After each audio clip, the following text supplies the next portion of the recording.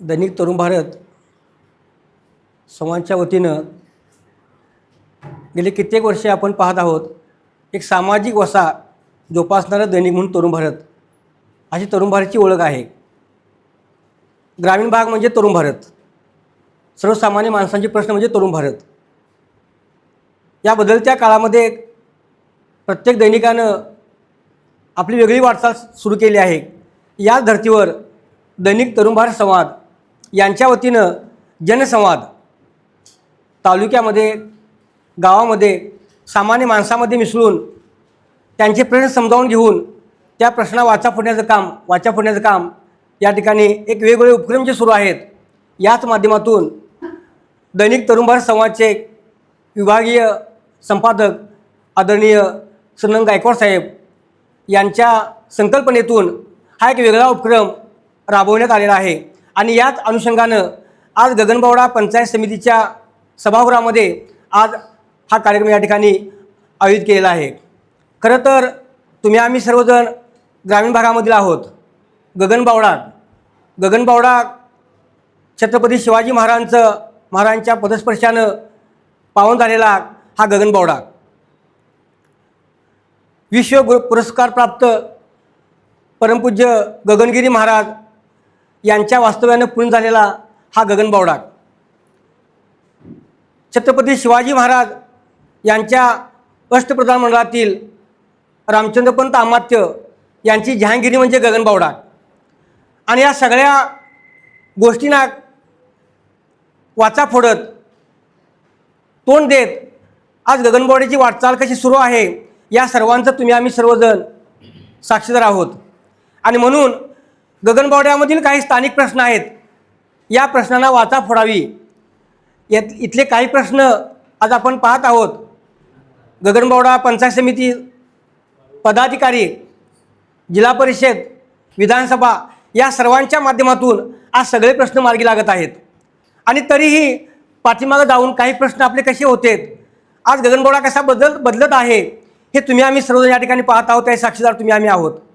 आणि म्हणून सामान्य माणसाशी संवाद साधून तिथले प्रश्न आपण कसे मांडायचे आहेत, यांना कसं आपण वाचा फोडायची, या उद्देशानं आज या ठिकाणी राऊंड टेबलच्या माध्यमातून आज या ठिकाणची बैठक आयोजित केली आहे. तर या बैठकीसाठी उपस्थित असणारे गगनबावडा पंचायत समितीचे विद्यमान सभापती आदरणीय देसाई मॅडम, उपसभापती आदरणीय राजेश पाटील साहेब, नूतन सदस्य आदरणीय अमर कांबळे साहेब, तसेच नूतन सदस्य आदरणीय शुभांगी संपाळ मॅडम, आदरणीय गाडे साहेब, याचबरोबर प्रकाश देसाई साहेब, निवृत्त गटशिक्षण अधिकारी आमचे मार्गदर्शक आदरणीय ए बी पाटील सर, या गगनबावडा ग्रामपंचायत सरपंच त्यांचे मिस्टर आदरणीय गुरुनाथ कांबळे, याचबरोबर तरुण भारतचे विभागीय संपादक आदरणीय गायकवाड साहेब, वृत्त संपादक आमचे मार्गदर्शक आदरणीय विनायक भोसले सर, त्याचबरोबर वितरण अधिकारी आदरणीय अमर पाटील साहेब, त्याचबरोबर वितरण अधिकारी आदरणीय केसरकर साहेब, सौरभ येरुळकर, ऋषिकेश पाटील आणि गगनबावडा तालुक्यातील तरुण भारतची टीम, या सर्वांचं मी मनापासून प्रथमतः स्वागत करतो. गगनबावडा तालुका अतिशय दुर्गम आणि डोंगराळ अशी ओळख वर्षानुवर्षे सुरू आहे. मी तर म्हणेन गायकवाड साहेब, 2007ला महापूर आला होता आपल्याकडं आणि पूर्णतः वाहतूक बंद होती. मला वाटतं दूध संस्था वगैरे सगळं पूर्णतः बंद होतं. तर सर जरगी आणि कडवे या दरम्यान लोकांनी असा एक दोर बांधला होता. दोर या झाडावर इकडे झाड होतं, किंजळ झाड म्हणून असते, आणि तिकडे एक तर जांभळी झाड होतं. त्या झाडावरती दोर बांधून कडवेची लोकं साहेब किटली त्याला बांधायची आणि ते दोरीनं पुन्हा आणि इकडे ओढायचं. आणि ती दोरी किटली खाली घेतल्यानंतर तो सचिव जो होता, तो सचिव सर बोटवरती करायचा. मग असं एक बोट केलं की 1 लिटर समजायचं, असं अर्ध केलं असलं 1.5 लिटर समजायचं. म्हणजे आज अशी आपल्या तालुक्यामध्ये आज अवस्था होती. एक 10, 15, 20 वर्षापूर्वी जर आपण चित्र बघितलं तर हे असं चित्र आपल्या तालुक्यामध्ये होतं. 10 दिवस आपल्याकडे वाटचाल पूर्णतः बंद असायची. जिल्ह्याची तालुक्याची जी वाहतूक व्यवस्था आहे ती बंद होती. पण आज आपण जर बघितलं तर थोडंफार चित्र आज आपल्या तालुक्याचं बदललेलं आहे, यामध्ये काही वावगं होणार नाही आहे. गगनबावडा पर्यटनदृष्ट्या विकसित व्हावा या दृष्टीनं वेगवेगळ्या पातळीवर मग आमचे तालुक्यातील काही स्थानिक लोकप्रतिनिधी असतील, प्रामुख्यानं बंकटबाईंचा जर यामध्ये उल्लेख केला तर तो नाकारता येणार नाही आहे. आधी कुठलेही काही प्रश्न असू दे, मग जिल्हा परिषदेमध्ये जायचं, मुंबईमध्ये जायचं, ते प्रश्न मांडायचेत.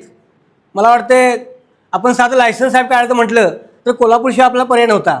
पण बंकटभाईने तिकडे जाऊन तो बऱ्यापैकी अधिकाऱ्यांशी वाद घालून बऱ्याचशा वर्षांतर तो आपला प्रश्न गुण आज मार्गी लागला आणि आज गेले 10 वर्ष, गेले 5 वर्ष आज असे काही प्रश्न आज आपल्या मार्गी लागलेले आहेत. म्हणजे सगळ्या गोष्टी जर आपण बघितल्या, आज अजून खूप काही आपल्याला असे प्रश्न आहेत की आज जर बघितलं तर पर्यटनदृष्ट्या इथं खरं तर विकास व्हायला पाहिजे. आज 3 तलाव आपल्या तालुक्यामध्ये आहेत. एक छोटासा तालुका जरी असला तरी विकास दृष्टीने आज मोठा आहे असं म्हटलं तर वावगं होणार नाही आहे. आज 4था आणि पुन्हा डॅम आपल्याला यावर्षी पूर्ण झाला. धामणी डॅमच्या रूपानं 4था डॅम या तालुक्यामध्ये आज पूर्ण होतो आहे. म्हणजे बरेचसे प्रश्न आज मार्गी लागत आहेत. बऱ्यापैकी आज तालुक्यामध्ये औद्योगिकरणाच्या माध्यमातून लोकांना रोजगार सुरू झालेला आहे. हे सगळे प्रश्न जरी मार्गी लागत असले तरी असंख्य प्रश्न आज आपल्याकडे आज आपल्यासमोर आहेत. आज पर्यावरणाचा जर विचार केला तर जंगलतोड साहेब आपल्याला आज फार मोठी होत आहे. कालच्या विषयामध्ये आपण बघितलं, पालकमंत्री साहेबांनी, बंडी साहेबांनी आपल्याकडे तो विषय मांडलेला होता की वेगवेगळ्या ठिकाणी होणारी जंगलतोड. खरं तर इथलं जे तापमान होतं ते अतिशय कमाल तापमानात वाढलेलं आहे. हे 2-4 वर्षामधला हा जो फरक आपल्याला जाणवतो आहे, तर यातून आपण बोध घेतला पाहिजे. म्हणजे असंख्य प्रश्न आज आपल्यासमोर आहेत. म्हणजे यासाठी स्थानिक जनतेनं हा पुढाकारसुद्धा घ्यायला पाहिजे. आणि असे काही जे प्रश्न आहेत, या प्रश्नाच्या माध्यमातून गेले 30-35 वर्ष तरुण भारतसुद्धा या तालुक्यामध्ये बऱ्यापैकी आज आपल्याकडे सहभाग आहे असं सर मला म्हणावंसं वाटतं. कारण गगनबावडा ही पुढारीकरांची जन्मभूमी. तर पुढारीच्या नंतर जर आपण जर म्हटलं तर पाटील सर बऱ्यापैकी आज तरुण भारत आपल्या तालुक्यामध्ये आहे. अगदी बारीक सारी गोष्टी असतील, बारीक सारी प्रश्न असतील, बारीक सारी बातम्या असतील, आज तरुण भारतच्या माध्यमातून आज बरेचसे प्रश्न आज मार्गी लागत आहेत. आणि लोकांशी कनेक्ट म्हटलं तर तरुण भारत आपला आहे.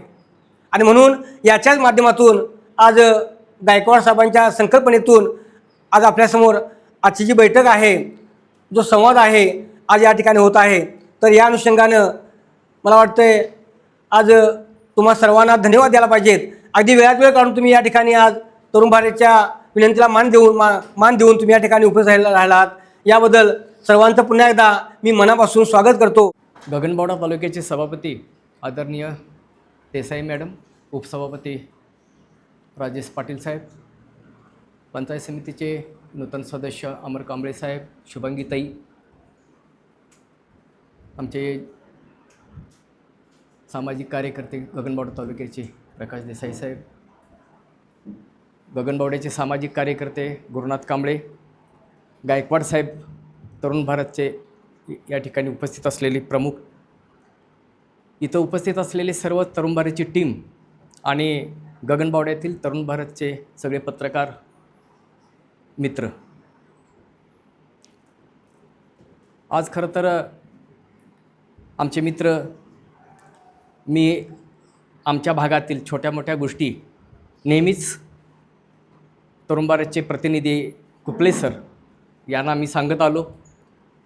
त्यांनी आमच्या विनंतीला मान देऊन बऱ्याचशाच बाबी, आमच्या ज्या अडचणी तरुण भारतच्या माध्यमातून मांडल्या. आणि त्यांनीच मला आज 1 तासापूर्वी फोन केला की असं असं आहे आणि आमची एक छोटीखानी बैठक आहे, आपण उपस्थित राहा, म्हणून मी या ठिकाणी आलेलो आहोत. खरं तर गगनबावडा तालुका हा दुर्गम आणि डोंगरी. एखाद्या व्यासपीठावरून नेते मंडळीने गगनबावडा तालुक्याला मागास जर कोण म्हटलं तर आम्हाला उगाचच आमच्या अंतःकरणातून थोडंसं आम्हाला राग यायचं, आम्हाला हे मागास म्हणतात म्हणून. खरं काल परवा नीती आयोगानं महाराष्ट्र राज्यातील 177 तालुके मागास आहेत असं जाहीर केलं आणि त्यात आमच्याच तालुक्याचं नाव आलं. त्यामुळं आता आम्हाला काय वाईट वाटायचं कारण नाही, कारण आमच्यावर आम्ही मागास आहोत ते शिक्कामोर्तबच झालं. म्हणजे गगनबावडा तालुक्याचा काहीच विकास झाला असं मला म्हणायचं नाही आहे. विकासाची वाटचाल सुरू आहे. आता खरं तर हा जो नीती आयोगाचा मागासलेपणाचा आमच्यावर पडलेला ठपका आहे आणि त्यांनी एक ठपका ठेवला, तेही बरंच झालं, कारण त्यांच्या दृष्टिकोनातून तालुका कधी पुढारलेला होऊ शकेल ह्याचे काहीतरी निकष ठरले असतील आणि त्या निकषाचा अभ्यास करून निश्चितपणानं आता आमचे नवीन पदाधिकारी त्या दृष्टीनं वाटचाल करतील याची मला पूर्णतः खात्री आहे. या आता इथं भूमिका आपल्यासमोर मांडायची झाली तर आज गगनबावडा तालुक्यामध्ये म्हणजे जलस्रोत आपण म्हणतो फुलफिल झालेलं आहे. आता सरांनी उल्लेख केला 4 धरणं या ठिकाणी आहेत. अगदी धुंदवडे खोरीचा प्रश्न फार मोठा होता, तो धामणीनं सोडवलेला आहे. म्हणजे शेतकरी अगदी आनंदानं फुलून गेलेले आहेत असं जर आम्ही म्हटलं तर ते धाडसाचं होईल असं मी का म्हणतो, कारण ज्या वेळेला शेतकऱ्याला नैसर्गिक आपत्तीशी सामना करावा लागतो, म्हणजे हा आमचा गगनबावडा तालुका जसा डोंगराळ आहे तसा अति पावसाचा आहे. म्हणजे पावसामुळं पाण्यामुळं नुकसान होतं. पाऊस पडतो, पाणी येतं आणि निघून जातं. त्या पाण्यामुळं होणारं नुकसान हे फार मोठं आहे. पावसाची लेंथ वाढली की शेती कुजण्याचं प्रमाण आहे. ऊसाला उतारा मिळत नाही. भात ऐन आता ह्या अलीकडच्या 4-5 वर्षात जर बघितलं तर बरोबर गौरी गणपतीनंतर अधिक पाऊस सुरू होतो आणि भात हे चिंब फॉल होणे म्हणतात त्यातला प्रकार घडतो. आणि आत्ता फार वाईट जर प्रसंग शेतकऱ्याच्या आमच्या कुठला येत असेल तर तो वन्य पशुपासून होणारं शेतीचं नुकसान हा एक ज्वलंत प्रश्न आमच्या गगनबावडा तालुक्यामध्ये आहे. गवारेड्यांचं, रानडुक्कर, साळींद्र, माकडं, वानरं, मोर असे विविध प्रकारचे पक्षी असतील आणि पशु असतील ह्यांची एवढी पैदास मोठी झालेली आहे. गौरेड्यांना तर उच्छाद मांडलेला आहे. एका कळपामध्ये 25 गौरेड्यांचा साहेब कळप आहे. म्हणजे आपल्याला ह्या पत्रकार मंडळींनी फोटोसुद्धा पाठवले असतील. तर याच्यावर काहीतरी उपाय म्हणजे विद्यमान आमदार आमचे विधानसभेचे नरके साहेब असतील, विधान परिषदेचे गटनेते आदरणीय बट्टी पाटील साहेब असतील, यांनी हा प्रश्न विधानसभेतसुद्धा मांडलेला आहे. पण ठोस उपाय त्याच्यावर काहीतरी व्हायला पाहिजे. या दृष्टीनं तुम्ही पत्रकामध्ये काहीतरी भूमिका आपण मांडून जे आमचे नेते मंडळी आपले प्रश्न तालुक्याचे प्रश्न जे मांडतात त्यालाही तुम्ही जर थोडीशी जर पुष्टी दिली तर अधिक बरं होईल. आता बंदूक लायसन तर बंदच केलेलं आहे. आता साहेब इथला प्रश्न असा निर्माण झालेला आहे की बंदूक जर त्या आम्ही ह्याच्या अगोदर शेती संरक्षणासाठी बंदूक दिली. माझ्या वडिलांच्या नावे बंदूक होती. माझे वडील गेले. मला वाटतंय की माझ्या वडिलांची बंदूक मला मिळायला पाहिजे. तुम्हाला क्षमता माझी तपासायची असेल तर जरूर योग्य त्या यंत्रणेमार्फत माझी तुम्ही क्षमता तपासावी. कारण माझ्या वडिलांचा हत्यार मला का मिळू नये? तुम्ही आता आमचा हक्क नाकारताय. तुम्ही म्हणताय तुम्हाला बंदूक दिली तर तुम्ही वन्य पशुची हत्या कराल. म्हणजे हा गैरविश्वास तुम्ही आमच्यावर का दाखवताय? ॲक्च्युली असं मला म्हणायचं आहे की शासन आणि शेतकरी शासन कुणाचं आहे? शेतकऱ्यांचं आहे. म्हणजे शासन आणि शेतकरी यामध्येच एक प्रकारची चांगली विचारधारा म्हणतोय मी, एकमेकावर विश्वास. तुम्ही जर बंदूक आम्हाला दिली तर तुम्ही असं कसं समजताय शासन की आम्ही खरोखर वन्य पशूंची हत्या करू? आम्हाला आमचा जीव नाही महत्त्वाचा नाही का? आता बिबट्या दिवसा परवा कातळीत गोट्यातनं ओढून साठातनं ओढून शिळी मारली. हा बिबट्या माणसाला सुद्धा मारू शकतो आणि अशा घटना महाराष्ट्रामध्ये घडलेल्या आहेत. आमच्याकडे जर बंदूक असेल तर आमच्या संरक्षणासाठी आम्ही काय एखादा गोळी त्या बिबट्या चालवू नये? हा काय गुन्हा झाला का आमचा? अशा दृष्टीनं काहीतरी शेतकऱ्यांचं आणि वन विभाग असेल त्यांच्यावर जी जिम्मेदारी सोपवलेली आहे यांच्यामध्ये जो गैरविश्वासाचं एक वातावरण आहे ते वातावरण निवळावं, त्या दृष्टीनं प्रबोधन व्हावं. आणि माझं तर असं ठाम मत आहे की आम्हाला बंदुका ज्या आहेत भले तुम्ही नवीन लायसन्स नका देऊ पण आमच्या वडिलांचं जे लायसन आहे तेवढं तरी आम्हाला द्या. त्या आमच्या बंदुका तुम्ही शासन जप्त करून घेताय, त्या बंदुकाचा मोबदला आम्ही देत नाही तुम्ही. आमच्या वडिलांनी ज्या वेळेला ती बंदूक काहीतरी 25,000ला विकत घेतली असेल ते तुम्ही फुकटात जमा करून घेतली. आता आम्हाला लायसन नाही म्हणून तुम्हाला बंदूक नाही म्हणून सांगितलं. हे असं का घडतंय? मग आमचा जीव आम्ही कसा वाचवायचा? बिबट्यातनं शेताची राखण कशी करायची? शेत जर आम्ही राखायला गेलो नाही तर शेत जाग्यावर राहत नाही. मग त्यासाठी सोलरचा वापर करा. गगनबावडा तालुक्यामध्ये 3 गावं सोलरसाठी हे केलेले आहेत, बरोबर ना. कोदे एक, तळीये आणि बोरबेट या 3 गावांच्या पुरतं सोलर सिस्टीम त्यांनी दिलेली आहे, म्हणजे अनुदानावर. माझं तर असं म्हणणं आहे की आम्ही सगळे जंगलालगतचेच गाव आहेत आमची. कोणतेही गाव असं नाही की त्याला जंगल नाही. तुम्ही हा जो उपक्रम राबवला आहे सोलरचा, तो सगळ्यांच्यासाठी हे करावा, सगळ्यांना त्याचे अनुदान द्यावं, सगळ्यांना फायदा द्यावा. आणि ज्यांच्या बंदूक आहेत त्यांना, ज्यांच्या आहेत, नवीन लायसन राहू देत, पण ज्यांच्या आहेत ते त्यांच्या वारसांना, त्यांची क्षमता जर असेल ती हत्यार सांभाळण्याची, एखादा वडील वारलेला आहे, त्याचा मुलगा आहे, तो अपंग आहे, त्याला बंदूक चालवता येत नाही, अशी अपवादात्मक आम्ही काय हे करत नाही. पण जनरली हा असा कायदा व्हावा आणि त्या बंदुका आमच्या परत मिळाव्यात. आणि त्याच्या पुढं जाऊन या शेतकऱ्यांच्या जीविताचं रक्षण कसं शासन करणार आहे. ज्याला बंदूक हवी असेल त्यांनी बंदूक द्यावेत. शेतकरी आम्ही काय शासनानं सांगितलं वन्य पशु मारणं असा जर समज असेल तर आम्हालाही समजते की वन्य पशु हे आपले मित्रच आहेत, त्यांना आम्ही काय मारत नाही किंवा ते कायदा आम्ही पाळतो निश्चितपणानं. पण गैरविश्वास न दाखवता शेतकऱ्याला आपल्या जीविताचं रक्षण करता यावं यासाठी शासनानं यामध्ये सकारात्मक असं काहीतरी हे करावं. दुसरी गोष्ट, ते जनावरं काय येतात नेमकी शेतात, त्याला कारणीभूत आम्ही आहोत का. आता साहेब मेळघाट वगैरे असे जे हे आहेत तुमचे राखीव, तिथं सोलरवर बोर मारले आणि सोलरवर पाणी उपसा चालू आहे. त्या एरियामध्ये तळी करून सोलरवर मोटर चालू करून ती तळी पाण्यानं भरली जातात. तिथं प्राणी यथेच्छ पाण्यात डुबतात. आमच्याकडं पाणी आढावा पाणी जिरवामध्ये फॉरेस्ट खात्यानं तळं तयार केलं, पण त्याच्यामध्ये पावसाळ्यातच पाणी असतंय, उन्हाळ्यात पाणीच नाही. आता पाण्याच्या शोधात ते शेताकडे येतात, शेताचंही नुकसान आणि मग त्या जनावरांचाही काही दोष नाही. म्हणजे अशा पद्धतीनं काय करता येईल का, हा एक प्रश्न आहे. दुसरा प्रश्न असा आहे की साहेब, आता आम्ही जंगलाच्या शेजारी राहतोय, कोल्हापुरातून पर्यटक येतात, राज्याच्या अन्य भागातून गगनबावडाचा वातावरण आल्हाददायक आहे म्हणून पर्यटक येतात, त्यांना गगनबावडा खूप आवडते, आमचं निसर्ग सौंदर्य आवडते. पण आम्हाला त्याचा त्रास होतोय, कारण तुम्ही हे जंगलाचे प्राणी आम्हाला तर एवढे त्रास द्यायला लागले तर अन्नाला माग झालो आहे. अगदी निव्वळ त्या रेशनच्या फुकट धान्यावर लोक आता जीव कंटाळायला लागलेले आहेत, शेतातनं काही मिळतच नाही. मग अशा वेळेला आम्ही त्या जंगलातल्या प्राण्यांच्यावर का प्रेम करावं.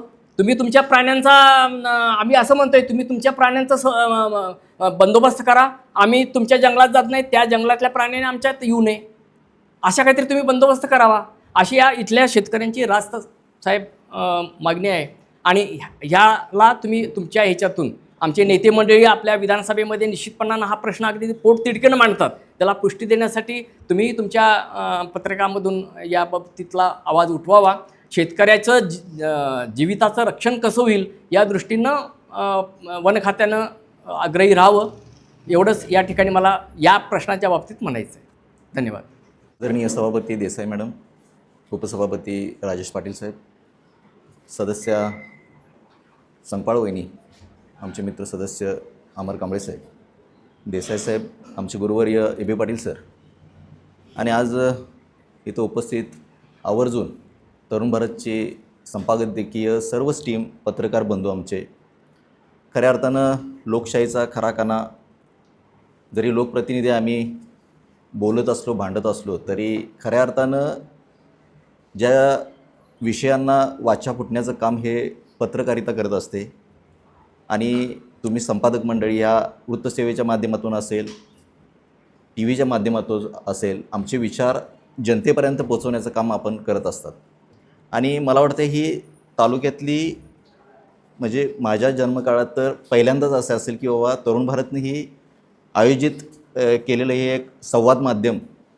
खरोखर मी सर्वप्रथम तरुण भारतचं आभार व्यक्त करतो, कारण आम्हाला खरी गरज असते की जनतेचा आमचा प्रश्न जो आहे तो अगदी वरिष्ठांच्यापर्यंत पोचावा. आमचे नेते मंडळी सरांनी सांगितल्याप्रमाणे धडपडत असतात, अगदी पोटतिडकीनं सगळ्या गोष्टी सांगत असतात, पण जे वृत्तसेवा करते हे फार मोठं काम असतं. आणि तुमच्या माध्यमातून आमचे जे आजचे प्रश्न मांडण्याचं जे उपक्रम तुम्ही राबवला त्याबद्दल खरोखर पुन्हा एकदा मी या वृत्तसेवेचं, तरुण भारतचं मनापासून आभार व्यक्त करतो. आजपर्यंत अनेक प्रश्न आम्ही जेव्हा मांडताना आमचे मित्र कुपले सर असतील, सागर पाटील सर असतील, सर्वच पत्रकार बंधू, पर्यटनाचा विषय असेल, स्थानिक काही प्रश्नांचा विषय असेल, तरुण भारतच्या माध्यमातून वेळोवेळी मांडण्याचा प्रयत्न झालेला आहे. याचे आम्ही साक्षीदार आहोत. जेव्हा जेव्हा गगनबावड्याचा पर्यटनाचा प्रश्न येतो त्यावेळी कुपले सरांनी आमच्या माध्यमातून अगदी बऱ्याचदा बातम्या देखील लागल्या. आज सरांनी सांगितल्याप्रमाणे शेतकऱ्यांचा प्रश्न फारच जिकरीचा आहे आणि याचा आहे. कारण एकतर दुर्गम म्हणून शासनच आम्हाला म्हणतं आहे, कारण हा त्यांनी सर्वे केल्याप्रमाणे सत्यता आहे. आणि त्या दुर्गम भागात जर वन्य प्राणी किंवा ह्या जर गैरसोयी होत असतील तर हे फार म्हणजे मोठं हे आहे. जर दुर्गमला पुन्हा दुर्गम होण्याकडे जर शासनाचा दृष्टिकोन असेल तर हे गांभीर्याने घेतलेली बाब आहे. मला वाटतं पर्यटनाच्या दृष्टीनं विकास होण्याच्या वाटेवर आता आहे.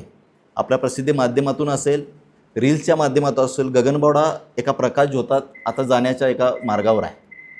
शासनानं मात्र ह्याच्याकडं जाणीवपूर्वक लक्ष देऊन आज इथं उत्पन्नाचं साधन प्रॉपर गगनबावड्याचं असेल, कोदे असेल किंवा बोरबेडसारखं आमची पर्यटन स्थळं आहेत, इथं दुसरं उत्पन्नाचं काहीच साधन नाही.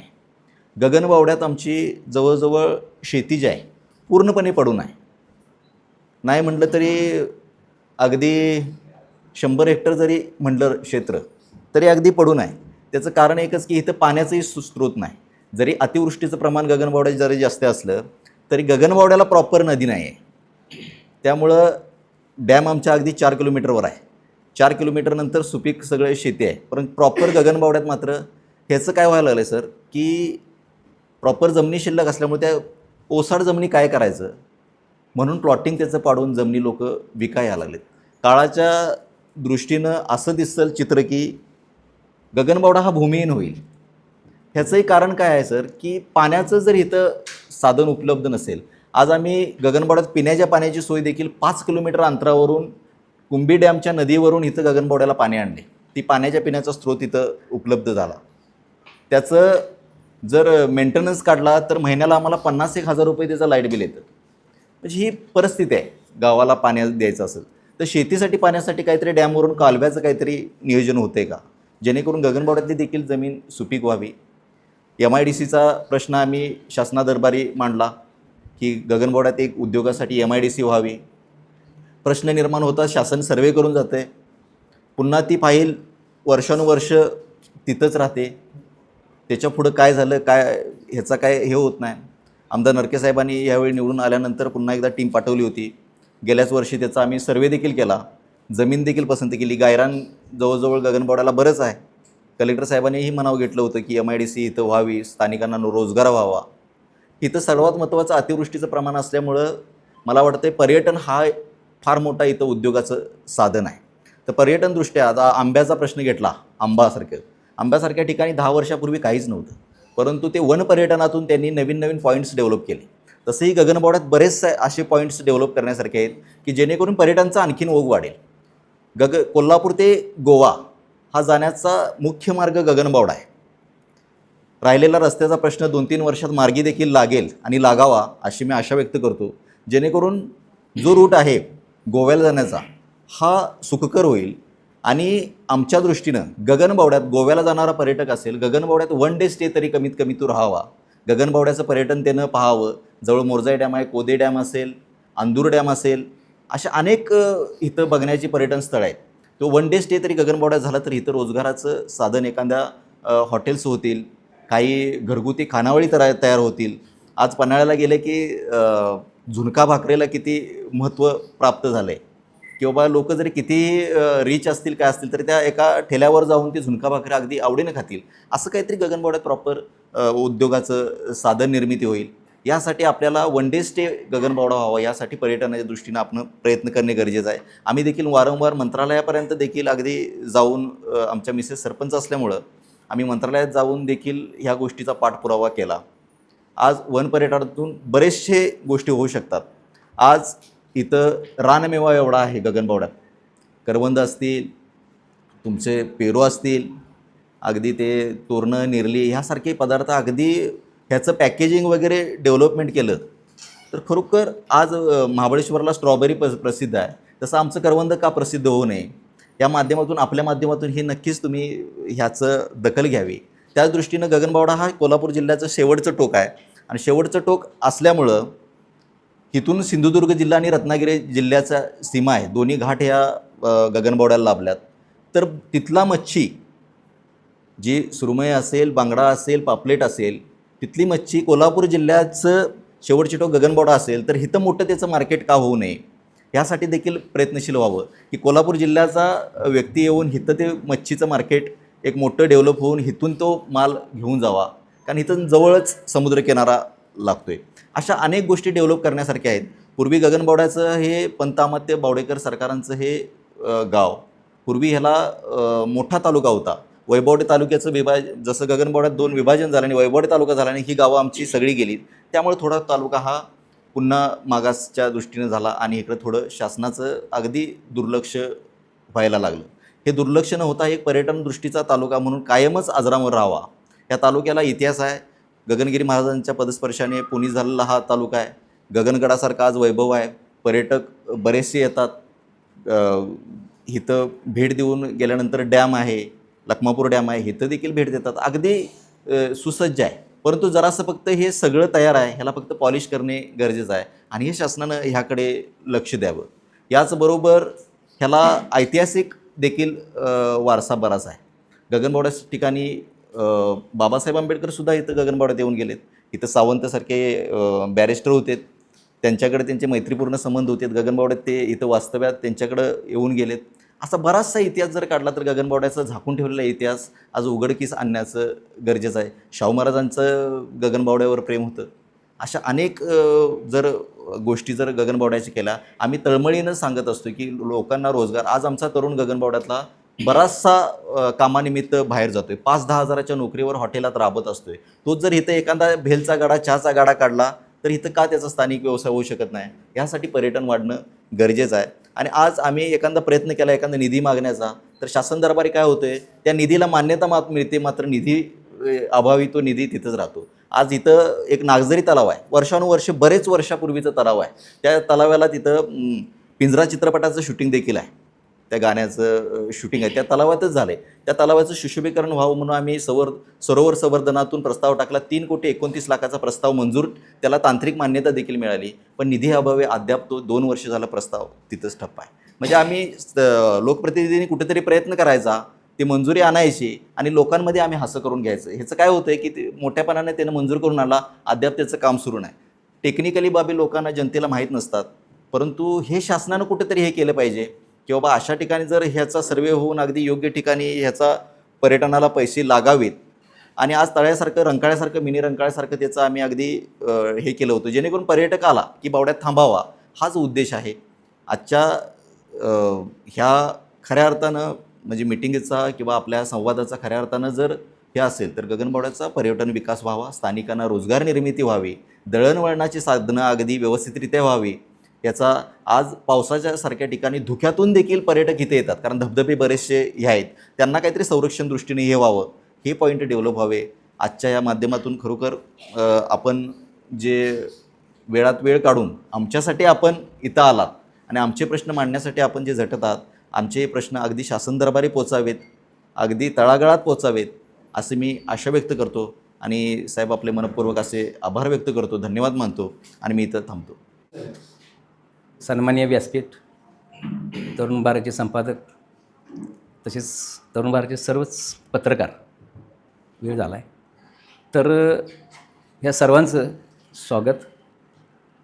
तसेच परत पुनरावृत्ती करत नाही तरी पण सालपे सरांनी किंवा कांबळे सरांनी किंवा फळसाहेबांनी जे सांगितलं तसं की हा गगनबावडा तालुका तसं छत्रपती शिवाजी महाराज झालं तर गगनगिरी महाराज, अमात्य बावडेकर सरकार यांच्या पदस्पर्शानं पावन झालेला हा गगनबावडा तालुका. याच्यापूर्वी कांबळे सरांनी सांगितलं होतं तसं की हा गगनबावडा तालुका खालची 39 गावंच आहे. खालची 39 गावं, त्यामध्ये सिंधुदुर्ग रत्नागिरीची 39 गावं आणि आमची 29 गावं, असा हा मोठा विस्तार होता. म्हणजे 67-68च्या वेळी तो होता. त्यावेळी आमचे बाबा आदरणीय लोहबाळा देसाई त्यावेळी सभापती होते तर त्यांनी एक म्हणजे 67-68ला साहेब त्यावेळी एक 2-3 अजूनसुद्धा आमच्याकडं त्यांचं पत्रव्यवहार आहे, माझ्याकडे सुद्धा आता आहेत. तर त्यांनी 3 तालुके एकत्र करायसाठी म्हणजे पूर्ण पन्हाळा, गगनबावडा आणि राधानगरी हे तालुके जोडण्यासाठी एक मार्ग आहे आणि आत्तासुद्धा आम्ही प्रस्ताव दिलेला आहे. म्हणजे कोलिक पडसाळीपासून झालं तर कोदे, ठाकूरवाडी, आंबेवाडी झालं तर इथून हा मार्ग राधानगरीपर्यंत जातो आहे. अगदी लोकांना अगदी 15 मिनटाचीच वाट होते. जर पन्हाळ्यातला माणूस जर राधानगरीला जायचा असेल तर पूर्ण दिवस लागतो आहे. तोच माणूस अगदी अवघ्या 15 ते 20 मिनटात पोचू शकतो आहे. असे मार्ग व्हावेत यासाठी आपण सगळ्यांनी आम्ही पदाधिकारी आहेच, परंतु तुम्ही पण म्हणजे आम्ही तुम्हाला विनंती करतो तरुण भारत तुम्ही पण आवाज उठवावेत. झालं तर आता पाटील सगळे काही बोलत नाही मी, पाटील सरांनी वगैरे कांबळे सरांना ते जे आता बंदुकीचे सांगितलं अगदी योग्य आहे साहेब. त्यानंतर तुम्हाला कांबळे साहेबांनी सांगितले की बाबा आता गवारेड्यांचं तुम्हाला सांगतो, आमच्या कोल्हापूरचे आमचे राजे शाहू महाराजांनी आमचे कोद्याचे पठार आहे, त्या पठारावर पूर्वी 100 वर्षापूर्वी साहेब 100 वर्षापूर्वी तिथं हत्तीचं ब्रीडिंग सेंटर चालू केलं होतं. तर ते हत्ती शेतकऱ्यांना नुकसान करू नये त्यासाठी त्यांनी हत्तीचा चर अजूनसुद्धा उपलब्ध आहे, तो आहे हत्तीचा चर. तर आत्ता त्यावेळी हत्ती येत नव्हते, मग आत्ता ते गहू का येतात, हे चुकीचं आहे. त्यासाठी वन खात्यानं आम्हाला विनंती आहे, कारण काय अतिशय म्हणजे अतिशय आमचा हा जसा आमच्या महाराष्ट्र राज्य जसा कृषीप्रधान आहे तसा गगनबावडा अर्थातच शेतीवरच जगलेलो आहे आम्ही. तर एवढं भयानक मोठं नुकसान या गवारड्यांच्यामुळे होतं आहे, बोलू नका साहेब. अशी 25 जर कळपच्या कळप जर आमच्या शेतामध्ये आमच्या डोळ्यात देखत खाऊन जातात, अक्षरशः डोळ्यातनं पाणी येते साहेब. तर त्यासाठी वन खात्याला माझी विनंती आहे की काहीतरी मार्ग काढा आणि गवार रेड्यांच्यापासून आमचं शेतकऱ्यांच्यापासून आम्हाला शेतकऱ्यांनी काहीतरी सुटका करा. तसेच ह्यावेळी आता काय जास्त बोलत नाही कारण वेळ झाला, आमची मिटिंग पण चालू आहे. तर तसं म्हटलं तर आता 177 पैकी आपला एक तालुका विकसित तालुका म्हणून गणला जातो आहे. तर साहेब मागास नाही साहेब, तालुका आमचा विकसित जरूर आहे, कारण मागास का नाही तर महाबळेश्वरपेक्षा आमचा हा तालुका अगदी झाडवळ सौंदर्यशील असा आहे. तसं म्हटलं तर 3 जिल्ह्याची बॉर्डर आहे, सिंधुदुर्ग, रत्नागिरी आणि कोल्हापूर 3 जिल्ह्याची बॉर्डर आहे. दोन्ही साईडला घाटमाते वसलेला हा आमचा तालुका आहे. तर जास्तीत जास्त आपण पर्यटनावर भर दिला तर अतिशय चांगला आहे, कारण पर्यटनाचा योग अतिशय झालं गगनगड, झालं तर वळताई पठार, मुळागड, कोदे डॅम, झालं तर मोरजाई पठार, झालं तर पळसंब्याची पांडुकालीन गुहा, अशी भरपूर म्हणजे अगदी पर्यटकदृष्ट्या भरपूर असं आपल्याला डेव्हलप करण्याजोगं आहे. तर आम्ही पदाधिकारी अगदी 100% आम्ही प्रयत्न करणारच आहोत. तुमचा पण आवाज उठणं गरजेचं आहे. एवढं बोलतो, थांबतो. जय. 3 ते 4 वर्षाचा प्रशासकीय काळ संपल्यानंतरनं निश्चितपणे पदाधिकाऱ्यांची संवाद साधण्यासाठी तरुण भारतची जी टीम आली, मग या तरुण भारतच्या टीमचे सर्व कुटुंब प्रमुख आणि त्या कुटुंबाला जोडलेले टीम मेंबर सगळे, त्यांचं प्रथमतः मी पंचायत समिती गगनबावडा सभापती मॅडम असतील, उपसभापती असतील आणि आम्ही सर्व सदस्य हे प्रथमतः तुमचं स्वागत करतो. या संवाद कार्यक्रमासाठी या विचारमंचचे अध्यक्ष सभापती देसाई मॅडम, त्याचबरोबर या गगनबावडा तालुक्याचे उपसभापती राजेश पाटील साहेब, सदस्या शुभांगी सांगपाळ मॅडम, त्याचबरोबर सामाजिक कार्यकर्ते प्रकाश देसाई दादा, त्याचबरोबर आमचे मित्र गुरुनाथ कांबळे आणि तरुण भारतची सर्व तुमची टीम, त्याचबरोबर आमचे प्रभारी म्हणून आजच सहाय्यक गट विकास अधिकारी म्हणून लाभलेत ते सर. आमच्या आज पंचायत समितीची मिटिंग आहे आणि मिटिंगाच्या अनुषंगाने आज संवाद साधण्यासाठी तुम्ही सर्व इथं आलाय. हा संवाद बऱ्याच म्हणजे मोजक्याच शब्दात मांडता न यावा, कारण की गगनबावडीची व्यथा जी आहे ती एवढ्या तासाभरात किंवा अर्ध्या तासात किंवा होणार नाही. निश्चितपणे याच्यासाठी पूर्ण दिवस दिला तरी तो कमी पडेल. कालच्याच विषयाच्या अनुषंगाने 177 तालुक्यामध्ये गगनबावडा नीती आयोगाच्या या विषयाच्या अनुषंगाने मागासलेला तालुका म्हणून गणलेला आहे. कोकणामध्ये रानमाणूस म्हणून आहे प्रसाद गावडे, तो ओरडतोय, कोकणासाठी अर्थ हाक देतोय की आपलं पर्यटन चांगलं व्हावं, कोकणी माणूस आहे त्याला चांगला तिथला स्थानिकचाच विषय जो आहे, मग त्यांचं काजू असतील, नारळ असेल, सगळ्या गोष्टीच्या अनुषंगाने तो जसा ओरडतोय तशा पद्धतीने गगनबावड्याचा सुद्धा रानमेवा, करवंद असतील, जांभळा असतील, विविध प्रकारचे, म्हणजे आमच्या गगनबावडा तालुक्यातला माणूस जरी पिकलं नाही तरी उपाशी राहील असं वाटणार नाही. पण ते त्यासाठी पर्यटनाचा दर्जा जास्त जास्त तुमच्या माध्यमातून, कारण की तिसरा डोळा म्हणून तुमच्याकडे बघितले जातील. ज्यावेळी दोन्ही डोळे झाकले जातील त्यावेळी पत्रकारांचा डोळा उघडतो आणि त्यावेळी निश्चित सरकारला सुद्धा जाग येते आणि तुमच्यावर बऱ्याच गोष्टी अवलंबून आहे आणि ती पत्रकारिता तरुण भारतमध्ये निश्चितपणे आहे. कारण की मी लहानपणापासूनच आमच्या इथले विनायक सनगर म्हणून होते, गगनबावड्याला पहिली पत्रकारिता किंवा पत्रक काय जे असते पेपर जो आहे तो तरुण भारतनं या गगनबावड्यात आणला आहे. बाकीचे सगळे पत्रक तेवढे नव्हते, त्यावेळी हा तरुण भारत गगनबावड्यामध्ये होता. तुमच्यातली ती शब्दरचना असेल, तुमचं निर्भीडपणे जे लिखाण आहे ते वाक्यानं जोग आहे आणि तोच तुमचा चढता अलग कायमस्वरूपी राहावा अशाच तुम्हाला शुभेच्छा देतो आहे. त्याचबरोबर गगनबावड्यामध्ये तलाव आहेत, पण आता जवळजवळ 50, 60, 70, 80, 100 वर्षे झालेत तलाव झालेत, पण तलावाची डागडुजी असेल म्हणजे गाळ काढणे, तलावात ज्यावेळी पाणी साठायचं होतं तेवढं आता पाणी साठत नाही, त्यामुळे गाळ काढण्यासारखे विषय आहेत. कोदेखोरीचा विषय आहे, परत आपल्या धामणीखोरीचा पण विषय आहे. तिकडे रस्ते झालेत पण अरुंद आहेत, त्या मोहऱ्या बांधण्याची गरज आहेत. म्हणजे गगनबावड्यातले हे रस्ते होणेसुद्धा फार महत्त्वाचे आहेत. त्याचबरोबर आपल्या प्रकाश देसाई सरांनी त्याचबरोबर कांबळे सरांनी पण सांगितलं आहे की शेतीचा विषय, गगनबावड्याचा मूळचा शेतकरी हा शेतीवर अवलंबून आहे आणि ते नुकसान झालं तर निश्चितपणे शेतकऱ्यांच्या पदरात काहीच पडत नाही. त्यासाठी वन विभागाशी आम्ही वारंवार भेट होतच असते. ठोस एखादी उपाययोजना करावी आणि आमच्या शेतकऱ्यांना न्याय मिळावा, जेणेकरून शेतकरी इथला समृद्ध आणि सुखी राहील, अशा पद्धतीने पण त्या शब्दाला तुम्ही वारंवार वाचा फोडावे. तुम्हा सर्वांना पुन्हा एकदा तरुण भारतच्या सर्व टीमना खूप साऱ्या शुभेच्छा देतो आहे आणि पुन्हा एकदा तुम्ही एक दिवस विचारांची मैफिल म्हणून पुन्हा या गगनबावड्याला यावं आणि आमचा गगनबावड्याचा म्हणजे पूर्णपणे खोलवर जाऊन लोकांच्या समस्या जाणाव्या आणि ते पत्रकारात तुम्ही स्पष्टरित्या व्यक्त होऊन आम्हा गगनबावड्याला न्याय देण्यासाठी कटिबद्ध राहाल अशा अपेक्षा व्यक्त करतो आहे आणि थांबतो.